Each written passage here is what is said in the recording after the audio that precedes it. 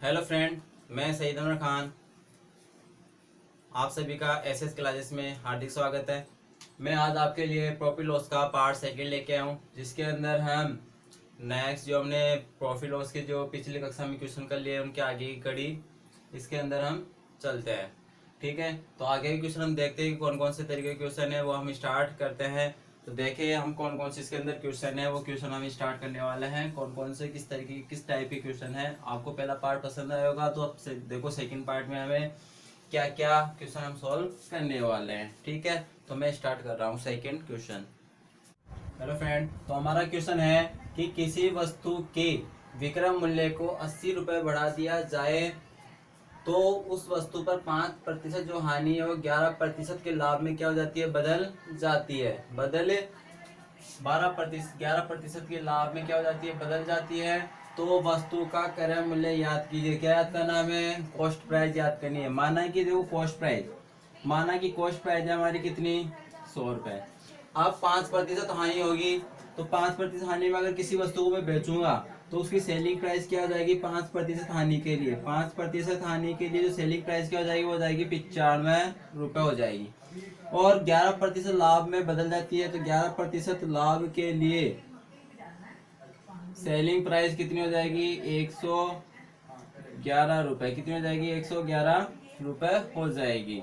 ठीक है, अब हमें क्या दिया गया है कि जो किसी वस्तु के विक्रय मूल्य को 80 रुपये बढ़ा दिया जाए तो उस वस्तु पर 5% की जो हानि है, यानी जो 5% की हानि हो रही है वो 11% की लाभ में बदल जाती है। मतलब यहाँ से लेकर यहाँ तक का जो अंतर है 95 और 111 में अंतर है, वो कितने का अंतर है, 16 का अंतर है। और ये जो 16 का अंतर है वो हमारे किसके बराबर हो जाएगा, वो 80 रुपए के बराबर हो जाएगा।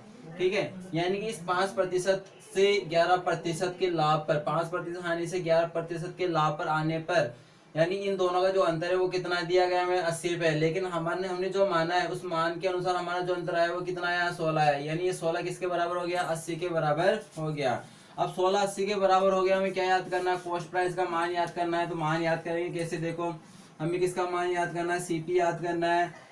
ठीक है, तो यहाँ पे क्या हो जाएगा, 80/16 × 100।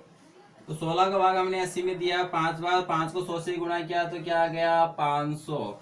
तो जो 500 रुपए है, यानी कॉस्ट प्राइस हमारी कितनी है, 500 रुपए है। ठीक है, हमने कॉस्ट प्राइस कितनी मानी, 100 रुपए। 5% हानि के कारण जो सेलिंग प्राइस है वो कितनी, 95 रुपए।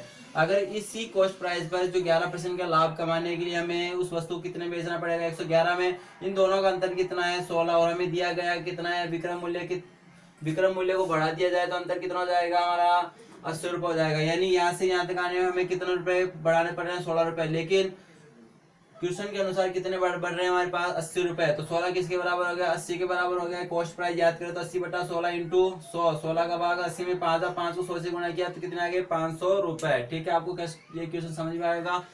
आगे नेक्स्ट क्वेश्चन हम लेते हैं। ठीक है फ्रेंड, हमारा नेक्स्ट क्वेश्चन है कि किसी वस्तु के विक्रय मूल्य को 25 रुपए बढ़ा दिया जाए। अब की बार सेम वैसा क्वेश्चन के 25 रुपए बढ़ा दिया जाए तो उस वस्तु पर 6.25% की जो हानि है वो 6.25% के लाभ में बदल जाती है। तो वस्तु का क्रय मूल्य याद कीजिए। ठीक है, माना कि कॉस्ट प्राइस कितनी हो गई, हमारी कॉस्ट प्राइस हो गई 100 रुपए। कितनी हो गई, 100 रुपए। अब 6.25% हानि के कारण, 6.25% हानि के कारण सेलिंग प्राइस कितनी हो जाएगी हमारी, वो हो जाएगी कितनी, 93.75 रुपए। कितनी हो जाएगी, 93.75 रुपए। और 6.25% लाभ के कारण जो सेलिंग प्राइस होगी वो कितनी हो जाएगी, 106.25 रुपए। यहाँ से यहाँ तक आने में हमें कितने रुपए का अंतर आ रहा है, वो अंतर आ रहा है हमारा कितना, 12.50 रुपए। कितने, 12.50 रुपए। और 12.50 का मान हमें कितना दिया गया है, 25 रुपए। क्योंकि कितने बढ़ रहे हैं, यहाँ से यहाँ क्या, यहाँ तक आने में कितने रुपए बढ़ाने पड़ रहे हैं, 12.50 रुपए बढ़ाने पड़ रहे हैं। लेकिन क्वेश्चन के अनुसार कितना बढ़ रहा है, 25 रुपए बढ़ा दिया जाता है। तो 12.50 किसके बराबर हो जाएगा, 25 के बराबर हो जाएगा। किसका मान याद करना है हमें, कॉस्ट प्राइस। ठीक है, तो कॉस्ट प्राइस हमें मान याद कर लेंगे, अभी जैसे पहले वाले क्वेश्चन में याद की थी वैसे याद कर लेंगे। तो यहाँ पे हमने लिख दिया 25/12.50 × 100। 12.50 का 25 में कितनी बार, 2 बार, 2 को 100 से गुणा किया तो कितने हो गए, 200 रुपए। तो जो हमारी कॉस्ट प्राइस है वो कॉस्ट प्राइस कितनी है, 200 रुपए। ठीक है, आपको समझ में आएगा, सेम वैसा ही तरीका है पहले वाले क्वेश्चन की तरह। ओके, तो नेक्स्ट क्वेश्चन लेते हैं। तो फ्रेंड हमारा नेक्स्ट क्वेश्चन है कि किसी वस्तु को 5% की हानि से बेचा गया, कि किसी वस्तु को 5% की हानि से बेचा गया, यदि इसे 25% कम में खरीदा गया होता तथा पहले से 40 रुपए कम में बेचा जाता तो 20% का लाभ होता। वस्तु का क्रय मूल्य याद करें। देखो सबसे पहले प्रतिशत को सोल्व कर ले, कैसे करते हैं सॉल्व इसको, कि किसी वस्तु को हमने माना कि 100 रुपए में खरीदा, कितने रुपए में खरीदा, 100 रुपए में, और 5% की हानि से बेचा गया।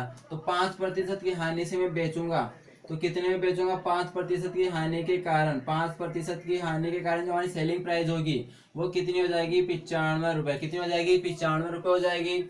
यदि इसे 25% कम में खरीदा गया होता, यानी कि पहले 100 रुपए में खरीदा, अब 25% कम में खरीदा, यानी पहले 100 में खरीदा, 25% कम में खरीदेंगे तो कितने में खरीदेंगे इसको, क्यूआर 75 में खरीदेंगे। कितने में खरीदेंगे, 75 में। ठीक है, इसी वस्तु को हमने कितने में खरीदा, 75 में खरीदा। तो 75 में खरीदा होता था पहले से 40 रुपए कम में बेचा जाता, यानी पहले हम 95 बेच रहे हैं और अब कितने बेचे, इससे 40 रुपए कम है, यानी 95 से नहीं, इसका जो मान आएगा उस मान के 40 रुपए कम में बेचा जाता तो 20% का क्या होता है मेरे लाभ। यानी कि अगर मैं इस वस्तु को 40 रुपए कम में बेचूं तो कितने रुपए का लाभ होता है, 20% का। तो सबसे पहले इस 20% का लाभ का मान निकालो, तो कैसे निकालते हैं कि हमारे वस्तु का क्रय मूल्य कितना है, 75 रुपए, और लाभ कितने का हो रहा है, इसके ऊपर 20% का लाभ हो रहा है, तो मतलब 120 बटा 100, 0 से 0 कटा, इसको काटो 2 से 6 बार, इसको 2 से काटो कितनी बार, 5 बार, इसको 5 से काटो कितनी बार, 15 बार, और 15 को 6 से गुणा किया तो कितने आ गए, 90। यानी कि और क्या क्वेश्चन क्या कह रहा है कि इसे 25% कम में खरीदा गया होता तथा पहले से 40 रुपए कम में, यानी पहले 95 में बेचा और अब कितने में बेच रहे हैं, 90 के अंदर बेच रहे हैं। तो 95 में बेच रहे हैं और अब कितने बेच रहे हैं, 90 में, यानी कितने का अंतर है, 5 का, और यही 5 का अंतर हमें कितने में दे रखा है, 40 रुपए कम, यानी 40 रुपए के बराबर दे रखा है। ये जो 5 है वो किसके बराबर हो जाएगा, 40 के बराबर हो जाएगा। हमें क्या याद करना है, वस्तु का क्रय मूल्य याद करना है। वस्तु का क्रय मूल्य कौन सा, ये वाला मान हमें याद करना है। 5 40 के बराबर है, हमें किसका मान याद करना है, 100 का मान याद करना है। तो कैसे याद करेंगे, कॉस्ट प्राइस जो हमारी एक्चुअल पहले वाली जो कॉस्ट प्राइस है वो 100 है, तो वो हमें याद करनी है। तो 40 बटा 5 इंटू कितना, 100, 5 का भाग 40 में कितनी बार, 8 बार, 8 को 100 से गुणा किया तो कितने आ गए, 800 रुपए। तो जो हमारी कॉस्ट प्राइस है वो कितनी है, 800 रुपए है। तो ये क्वेश्चन आपको समझ में आएगा। एक बार और देख लो इस क्वेश्चन को, कि किसी वस्तु को 5% हानि से बेचा गया, तो 5% हानि मतलब कॉस्ट प्राइस 100 रुपए, तो हानि कितनी हो जाएगी, 5 की हानि के कारण कितने बेचेंगे, इसको 95 में बेचेंगे। यदि इसे 25% कम में खरीदा गया होता है, यानी कि 75 में खरीदा गया होता, तो कितने रुपए का लाभ होता है इसमें, 20% का लाभ। तो 20% लाभ के कारण हम इस वस्तु को कितने रुपए में बेचेंगे, 90 रुपए के अंदर बेचेंगे। और पहले से कितने रुपए कम में बेच रहे हैं इसको, 40 रुपए में, और हमारे क्वेश्चन के अनुसार जो हमने सॉल्व किया माना है उसके अनुसार कितने रुपए कम में बेच रहे हैं, 5 रुपए कम में। तो 5 रुपए किसके बराबर हो जाएगा, 40 के बराबर हो जाएगा। तो 5 40 के बराबर, हमें किसका मान याद करना, 100 का मान याद करना है। तो 40 बटा 5, 5 का भाग 40 में कितनी बार, 8 बार, 8 को 100 से गुणा किया तो कितने हो गए, 800 रुपए। तो हमारी कॉस्ट प्राइस क्या हो गई, 800 रुपए हो गई। तो आप ये क्वेश्चन समझ में आएगा। ठीक है, तो नेक्स्ट क्वेश्चन हम स्टार्ट करते हैं, इसका नेक्स्ट क्वेश्चन लेते हैं। तो फ्रेंड हमारा नेक्स्ट क्वेश्चन है, किसी वस्तु को 6% की हानि से बेचा गया, यदि इसे 30% कम में खरीदा गया होता तथा पहले से 60 रुपए कम में बेचा जाता तो 30% का लाभ होता। तो वस्तु का क्रय मूल्य याद करें। सेम वैसा ही क्वेश्चन है कि माना कि कॉस्ट प्राइस कितनी, 100 रुपए, 30 कितने 6% की हानि से बेचा जाता, 6% हानि के कारण इसको कितने में बेचते, 6% की हानि के कारण इसकी जो सेलिंग प्राइस होती है वो कितनी होती है, 94 रुपए होती। ठीक है, बेचा गया, यदि इसे 30% कम में खरीदा, यानी कि अगर इसको 30% कम में खरीदा गया होता तो कितने में खरीदते, इसको 30% कम में 70 रुपए में खरीदते। तो पहले से कितने 60 रुपए कम में बेचा जाए तो कितने रुपए का लाभ होता, 30 का लाभ होता, यानी 70 पर कितने प्रतिशत का लाभ होता, 30% का लाभ होता। तो इसकी जो सेलिंग प्राइस होती है वो कितनी होती है, 70 इंटू 130 बटा 100, 0 से 0, 0 से 0, 13 कितने 91, यानी पहले हम वस्तु को कितने में बेच रहे थे 94 में, अब कितने में बेच रहे हैं 91 में। अंतर कितने का इनमें दोनों में 3 का, ठीक है। यानी कितने रुपए कम में बेच रहे हैं 3 रुपए कम में बेच रहे हैं। क्वेश्चन के अनुसार कितने रुपए कम में बेचे 60 रुपए कम में बेचा जाता है। तो जो 3 का मान किसके बराबर हो जाएगा 60 के बराबर हो जाएगा, ठीक है। हमें क्या याद करना वस्तु का क्रय मूल्य, यानी कि ये वाला मान हमें याद करना है, एक्चुअल कॉस्ट प्राइस याद करनी है, ठीक है। सीपी बराबर क्या हो जाएगा 60/3 इंटू 100, 30 का भाग 60 में कितनी बार 20 बार, 20 को 100 से गुणा किया तो कितने हो गए 2000 रुपए, ठीक है। तो जो हमारा कॉस्ट प्राइस है वो कितने हो गए 2000 रुपए। तो आपके क्वेश्चन समझ में आ गया, सेम वैसा ही क्वेश्चन है पहले वाले की तरह, ठीक है। नेक्स्ट क्वेश्चन स्टार्ट करते हैं, ओके। तो फ्रेंड हमारा नेक्स्ट क्वेश्चन है कि दो वस्तुओं का विक्रय मूल्य समान है, यानी उनको सेलिंग जो प्राइस है वो क्या है समान है। पहली वस्तु को 10% लाभ तथा दूसरी वस्तु को 10% हानि से बेचा गया, तो कुल लाभ प्रतिशत या हानि प्रतिशत याद करें। तो आज हम इसको सिंपली तरीके से मतलब सूत्र से याद करेंगे। किस तरह का ये सूत्र है वो सूत्र देखो क्या है। जब आपको दो मान यानी कि 10% लाभ और 10% हानि, यानी जो हानि प्रतिशत और लाभ प्रतिशत समान दे दिया जाए तो हमें उस क्वेश्चन को किससे याद कर सकते हैं सूत्र से याद कर सकते हैं। लेकिन अगर हमें लाभ प्रतिशत और हानि प्रतिशत अलग अलग दे दिया जाए तो उन क्वेश्चनों को हम इस सूत्र से याद नहीं कर सकते। उनके लिए ये क्वेश्चन आएगा अगला, उस क्वेश्चन में हम सीखेंगे, ठीक है, किस तरीके से याद करेंगे।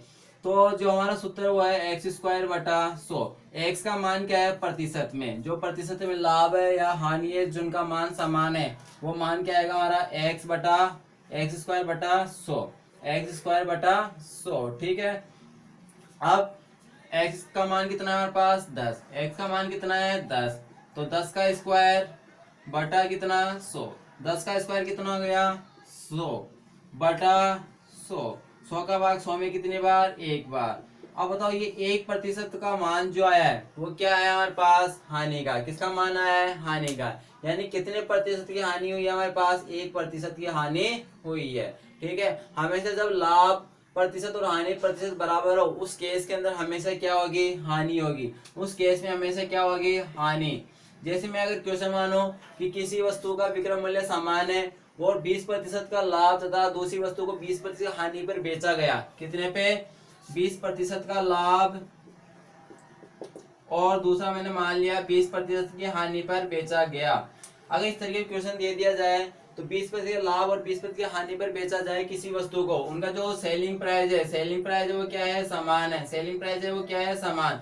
ऐसे जो क्वेश्चन आते हैं उनके हर केस में क्या आता है कि हमेशा क्या होगी हानि होगी। अब इस केस में कैसे हानि होगी, कितनी हानि होगी वो देखो।